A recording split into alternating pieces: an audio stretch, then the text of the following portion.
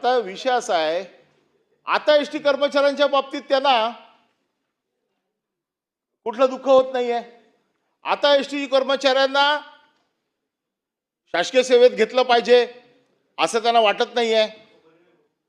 विरोधी सरकार असताना त्यांना असं वाटत होतं की नाही, एसटी कर्मचाऱ्यांना सरकारी सेवेमध्ये घेतलंच पाहिजे. आता त्यांची वाचा कुठे गेली? आता त्यांचा आवाज काय येत नाहीये? आता कुठे गेले ते सदावर्ते? डंके के चोट पे मी एसटी कर्मचाऱ्यांना सरकारी सेवेमध्ये घेणारच, सरकारी कर्मचारी म्हणून घेणार असे म्हणणारे सदावर्ते गेले कुठे? खोत गेले कुठे? आता फक्त डोळे वटारले तर ताटाखालचं मांजर होऊन गपचूप बसलेले आहेत. त्यांची तेवढी हिंमत नाही आता एसटी कर्मचाऱ्यांसाठी रस्त्यावरती उतरण्याची. हा नाही, मला हाक मारायचीच होती तुम्हाला. एसटीचं चाक जोपर्यंत कर्मचाऱ्यांना सरकारी कर्मचारी म्हणून घेत नाही तोपर्यंत एसटीचं चाक बाहेर पडू देणार नाही. तुमचीच गोष्ट होती. चाक फिरणार नाही. काय जाऊन तिकडे जाऊन आझाद मैदानावर झोपले काय? 15 दिवस त्यांच्याबरोबर राहिले काय? अरे करा ना आता तुमचं सरकार आहे ना.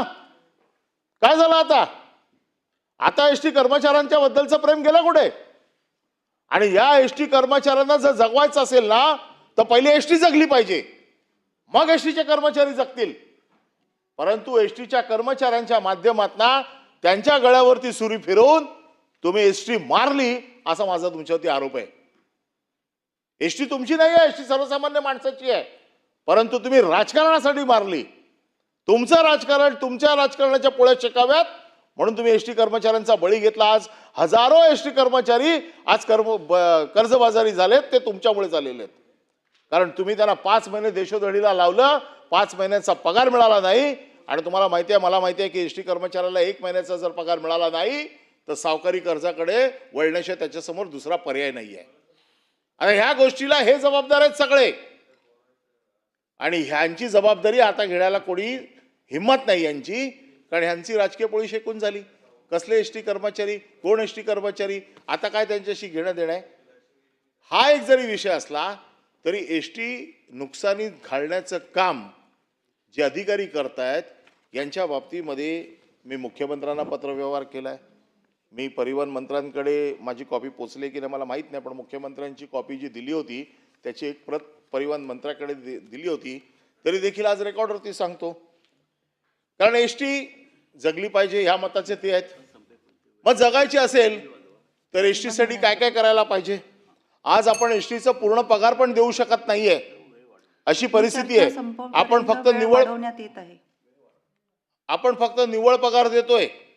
मागच्या अधिवेशनामध्ये त्यांच्यावरती नामुष्की आली की प्रॉव्हिडंट फंडचे पैसे न भरल्यामुळे गुन्हा दाखल होऊ शकतो, अटक झालेली आहे. आणि प्रॉव्हिडंट फंडचा कायदा तर अतिशय स्पष्ट आहे. जर कामगारांचे पैसे कापले आणि ते भरले नाहीत तर गुन्हा दाखल होऊन जो कोण संचालक असेल किंवा जो कोण प्रमुख असेल त्याच्यावरती अटकेची कारवाई होऊ शकते.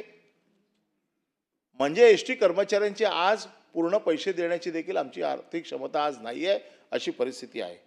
आणि असं असताना देखील आपण काय करतोय? एसटीच्या गाड्या, मी पण मंत्री होतो, मला माहिती आहे की काही गाड्या एसटीच्या जरूर कंत्राटी पद्धतीवर दिल्या पाहिजेत. त्याचं कारण असं आहे की काही रूट्स आपले जे असे आहेत की ज्या रूट्सवरती असं करणं आपल्याला बंधनकारक आहे, कारण गरजेचं आहे, कारण त्या गाड्या दुसऱ्याकडे परवडत नाही. परंतु एसटीचे कित्येक कर्मचारी, आज आपली स्वतःची कार्यशाळा आहे, आपण स्वतःच्या गाड्या बांधत नाहीये, आपण कंत्राटी गाड्या घेतोय. पण कंत्राटी गाड्या कुठल्या घ्यायच्या, कशा घ्यायच्या याचे देखील काही नियम आहेत, काही आहे. परंतु इकडे चाललंय काय? कंत्राटी गाड्या घेण्यासाठी अधिकाऱ्यांचं सिंडिकेट झालेलं आहे. या सिंडिकेटने 1310 बसेस खरेदी करण्याचा घाट घातला. त्या अधिवेशनामध्ये मी विषय काढला. त्यावेळेला तत्कालीन मुख्यमंत्र्यांनी सांगितलं याच्यामध्ये बिलकुल घोटाळा नाही आहे, हे सगळं बरोबर आहे, याच्यात काय चूक आहे, याच्यात या मंत्र्यांचा काही संबंध नव्हता.